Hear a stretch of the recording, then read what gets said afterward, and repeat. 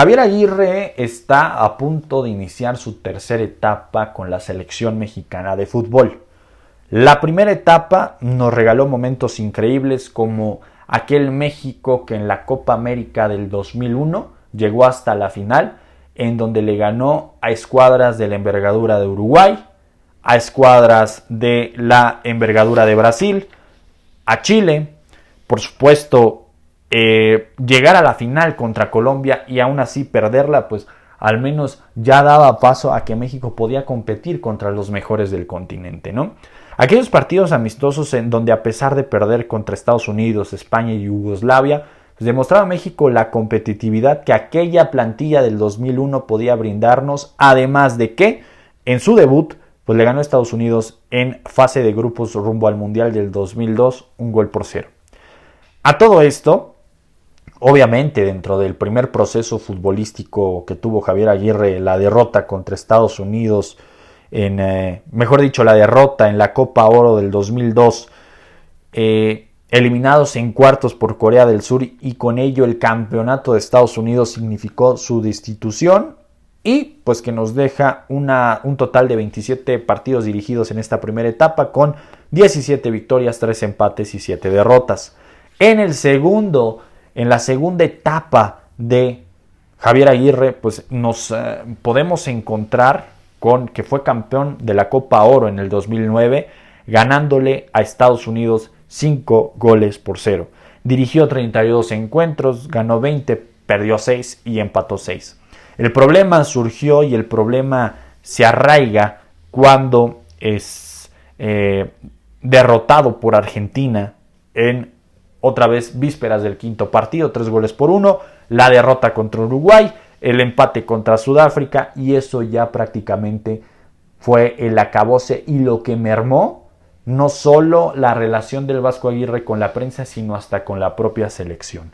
Por supuesto que no está exento o no soslayó las goleadas que le propinaron distintos equipos, por ejemplo Bolivia. Javier Aguirre goleó a Bolivia en el 2009-2010, la victoria contra Italia igual de forma amistosa y la victoria contra Gambia 5-1, pero también hubo derrotas dolorosas en partidos amistosos como aquel 3-1 contra Inglaterra y aquel 2-1 contra Países Bajos. Si bien el Vasco Aguirre fue determinante, dominó con un estilo de juego, también hubo momentos muy complicados por los que sorteó Javier Aguirre cuando dirigió a la selección mexicana en estas dos etapas que acabamos de mencionar. Ahora bien, en esta tercera etapa, ¿qué es lo que podemos esperar de un hombre que dirigió al Osasuna, al Atlético de Madrid, al Español, al Leganés, al Mallorca? Un hombre que ha tenido jugadores de la talla de Rosado, de Pablo García, de Diego Forlán, del Kun Agüero, de Maxi Rodríguez, de Petrov, de Coloto, de Stuani, ¿no? De Guerrero, de Brad White, de Verdú, de Longo, de Cristian Gómez. ¿Qué es lo que podemos esperar de un hombre que ha dirigido grandes jugadores a través de su etapa como entrenador? Tampoco hay que descartar a Raúl García, a Carlos Cuellar, a Luciano Galetti, a Mota, a Milosevic, a Pablo García, entonces a Iñaki Muñoz, a Ander Herrera. El Vasco Aguirre ha dirigido a grandes jugadores y quizá el fútbol no le ha retribuido por dos situaciones: por su sistema de juego, y su sistema de juego lo acostumbró a que él es el bombero, no es el ganador, es el bombero, es el salvador, mas no el ganador. A él no le desafía y no le desatina que se le diga bombero. Pero ¿cuántos títulos ostenta Vasco Aguirre en su carrera? Son muy pocos. Pero cuando tú dejas a un lado los títulos y pones más la emoción, la filosofía, lo intrínseco, lo cultural, pues te das cuenta que salvó a muchos equipos del descenso, y eso es su final, eso es su campeonato para él. Ahora bien, acá México no desciende. Acá no es una liga de X cantidad de equipos y tienes que hacer mínimo 46 puntos para, entre comillas, salvarte. No, acá vas por partido y dependiendo de cómo vayas, pues vas subiendo, bajando en el ranking de FIFA. Pero acá hay un problema, que México pues va a jugar el Mundial y el Mundial se va a jugar precisamente en 3 naciones. El Mundial tripartito, como dicen algunos. Canadá, Estados Unidos, México. Por lo que pues no habrá esta ronda de eliminación hexagonal, hectagonal, lo que ustedes digan. Entonces, México tiene que demostrar a través de los amistosos que puede generar y que puede sacudir con su sistema de juego al mando del Vasco Aguirre para que la filosofía y la perspectiva se cambie no solo de los aficionados, no solo del periodismo, no solo de los que están acostumbrados a analizar los procesos, sino que también de los aficionados, ¿no? El Vasco Aguirre viene con esta tercera etapa y ya podemos encontrar ciertos cambios de la convocatoria y esto es muy importante de vislumbrar y de decir, ya que vean cuántos delanteros llamó el Vasco Aguirre, 8 delanteros. Dentro de estos 8 delanteros podemos decir atacantes, artilleros, killers, delanteros 9 matones, son Henry Martin, Santiago Jiménez y el Memote Martínez. Y ahora, ¿cuántos medias puntas hay? Bueno, pues ahí tienes a Quiñones. Bueno, pues ahí tienes al Chino Huerta, ¿no? O sea, dentro de todos el banco de opciones que tiene el Vasco Aguirre, hay bastantes variantes que le pueden ayudar a encontrar esta diversificación de formas para encontrar el resultado, ¿no? A ver, no hay que desacreditar antes de tiempo por la historiología que acabamos de mencionar acerca de la selección mexicana de fútbol y de lo que se ha propuesto y analizado previo a estos 2 enfrentamientos, porque la historia está para analizarse, sí, la historia está para investigar. Es muy bien hacer un análisis, está muy bien hacer un análisis historiográfico, estadístico, proporcional, de números, etcétera, etcétera. Pero el presente, a ver, ahorita vamos a ver qué tal. Yo soy de los creyentes de que este proceso puede significar cambios importantes y relevantes para el seleccionado mexicano. ¿Por qué? Porque él va a acabar con estas estrellitas como Edson Álvarez, como el Chaquito, como Henry Martin, como los que vienen muy alzados a la selección porque están en Europa, porque tienen una buena campaña con su equipo aquí en la Liga MX y que en la selección mexicana no hace nada. Muchos los justifican, es que no juegan para el delantero. Ah, ¿no? Acá ya no va a haber opciones, ¿eh? Acá se va a jugar con 2 nueves. Acá se va a llenar de centros. Acá se va a jugar con un 4-4-2, un 5-3-2 o un 4-3-3. Y la mentalidad del Vasco Aguirre es esa, centro, centro, centro. Si el Chaquito Jiménez no da el ancho, no nos quejemos. Y esto hablo por parte del aficionado y también del representante máximo. Como quisiera yo tener un agente como lo es el Chaco Jiménez con su hijo, ¿no? Defendiéndolo por todo, defendiéndolo por los errores, defendiéndolo porque el entrenador no lo puso bien, defendiéndolo porque los tenis están mal, porque el campo está mal, o sea, todos tienen la culpa menos mi hijo, ¿no? Al margen de las circunstancias que hoy refieren y respectan a México, el fracaso en la Copa América, los partidos amistosos en donde encontramos que México careció de competitividad y de compromiso, hoy el Vasco Aguirre va a acabar con todo eso. Porque la imagen del Vasco Aguirre no es lo mismo que el Jimmy Lozano, no es lo mismo que Coca, no es lo mismo que el Tata Martino. El Vasco Aguirre tiene un recorrido y es un hombre de 1000 batallas que encima de eso sabe cómo controlar no solamente a la gente, al ganado, sino también a sus jugadores. Punto y final. Y ya lo vimos, sí, ya nos enseñaron N cantidad de videos los dueños del fútbol mexicano, no quiero decir el nombre de la televisora porque luego nos andan bloqueando videos, pero es una realidad que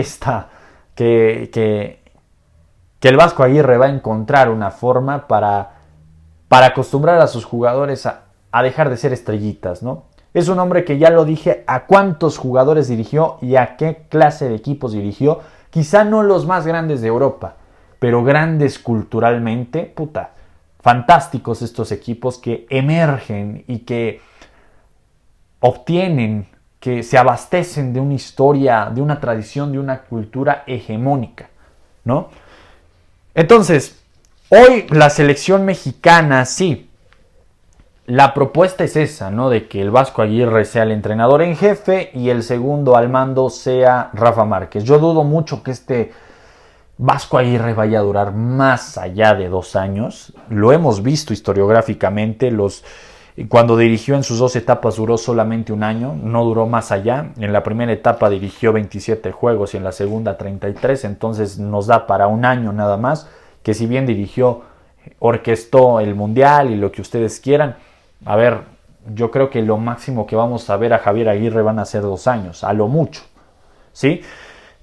Y acá tenemos que ver hasta dónde pueden dar estos jugadores que se les vuelve a brindar una oportunidad o que es su primera vez en la selección mexicana. Por ejemplo, los Córdoba, los Lainez, los Lira, los Rodríguez, los Santiago Jiménez, los Quiñones, los Alvarado, ya tienen que demostrar y dar esa potencia, esa forma y esa justificación de por qué están en la selección mexicana. Porque este hombre, no duden que termine llamando a los muertos en dado caso de que un delantero no haga lo que le corresponde, que es hacer goles como Santiago Jiménez o Henry Martin. No duden que al Chicharito le vaya a dar la oportunidad, no duden que hasta Pablo Barrera le vaya a dar la oportunidad, y no es mame, ¿eh? No es mame. No duden tampoco que vaya a naturalizar a Berterame. No lo duden. ¿Por qué? Porque hoy México está ansioso por un cambio, entre comillas, pero el cambio solamente está en el resultado, no en el proceso. Y eso le hace mucho daño a México. De todas las cosas que le ha hecho daño a la selección mexicana es precisamente la inmediatez. Que la inmediatez no le interesan las formas, le interesan los resultados. Y eso es o lo que deviene de malos resultados posteriores, porque tu alcance es es una parte minúscula y no te das cuenta que hay un paisaje después de ese alcance. Hay un montón de oportunidades, tanto para bien como para mal. Y cuando tú contratas a gente para un ratito, te va a dar resultados para un ratito, no para un ratote. Y esos resultados no necesariamente quieren decir que te vayan a poner una copa, no, te van a poner a competir. Pero después el sincretismo de ser exitoso, ¿dónde queda? A México le ha hecho daño esto. La inmediatez de resultados sin importar las formas, y otra cosa, el hecho de inflar a jugadores que son sobrevalorados totalmente. El hecho de acariciar al jugador de que es que ¿por qué no lo llaman? Ya lo vimos con el Chucky Lozano. Merecido el que no esté, quizás sí, porque prácticamente elevó esa forma de la que se le ve al Chucky Lozano cuando no es un Cristiano Ronaldo, cuando no es un Messi, cuando no es un Beckenbauer, cuando no es un Maradona, cuando no es un Johan Cruyff, cuando no es un Ronaldinho. ¿Por qué? Porque no dio jamás un cambio. Vive de 2 goles contra Bélgica, 3 goles contra Bélgica y 1 gol contra Alemania. Punto, se acabó.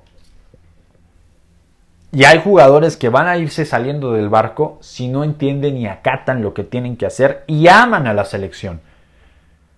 Acá el futbolista mexicano, lamentablemente, lo hemos dicho en varios videos, el sincretismo o la forma, el atenuante por el cual viene es por la obligación simplemente, y por la obligación de la lana. No por la obligación de vestir la camisa, de empaparse en el sudor, de decir viva México. No, simplemente vienen porque los patrocinadores tienen una obligación económica y con ello la estrella tiene que jugar en la selección.